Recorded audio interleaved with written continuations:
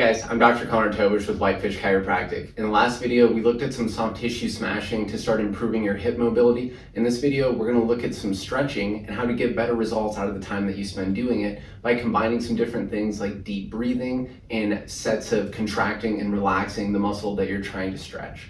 So this first part, we're going to look at how do we stretch or open up the front side of the hip or the hip flexors, and we can do a lot of that from a kneeling position. So you could take a knee with the side down being the hip that you're trying to stretch. You could grab onto something for some support so it doesn't become a balancing act. And initially, we could just do kind of a regular psoas or hip flexor stretch where we're lunging out in front, trying to kind of keep the pelvis tucked underneath so this doesn't just become a back extension movement. So we could get to this point where we're feeling a good stretch. We could hang out here, breathe deep into the belly, and get to a point where you're feeling a stretch, but not so intensely that you can't cycle a full breath. So you may hang out here, take some deep breaths for 15 to 20 seconds, just try to relax and own this space. Next, you may mix in some cycles of contracting and relaxing the muscle that you're going after. So you might get to a position where you're feeling a little stretch. Now we use the muscle by driving the knee down into the floor. You could hold this for 5 to 8 seconds, then relax and see, does that open up some more space? Could you lunge forward a little bit further? You don't just have to stay in this linear position. We can do other things. We could lunge forward and reach away or tip away. That may feel like more of a stretch in the outer part of the hip. You could lunge forward and rotate away.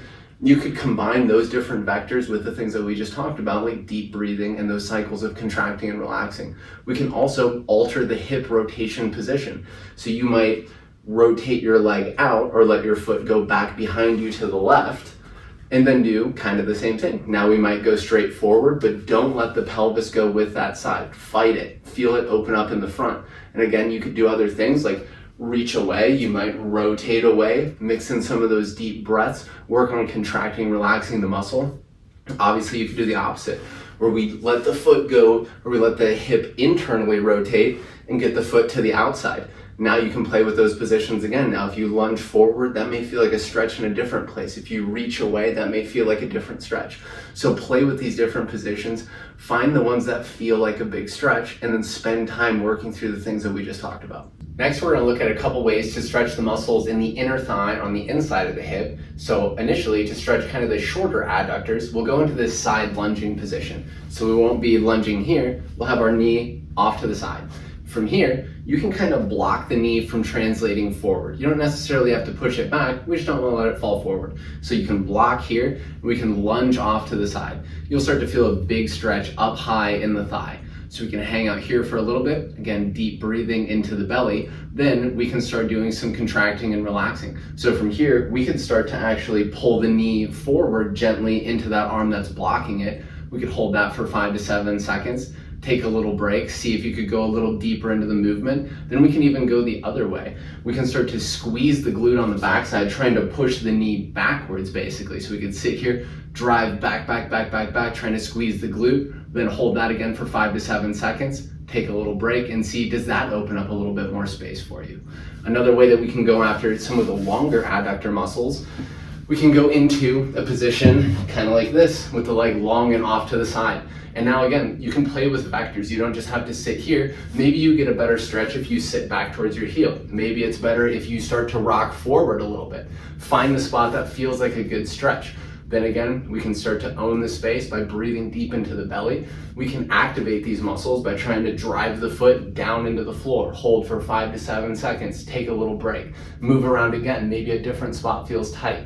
So those are some great ways to get tension out of the muscles in the inner thigh. Next, we're going to look at some ways to get tension out of the outer hip and glutes, and this 90-90 position is a great starting place. So you could be here, set up in this 90-90. You could use one of your arms as kind of a kickstand if it's difficult to support yourself in this position. Next up, we're going to reach out in slightly different vectors. Again, find the areas that feel tight. Go to the areas that feel like a lot of tension. Let's work on those. So you can have your kickstand here, then you can start to reach in different directions and have the pelvis rotate over the downside leg. This should start to feel like a stretch in the backside of the hip. So again, find the positions where you feel a big stretch. You can kind of reach out here.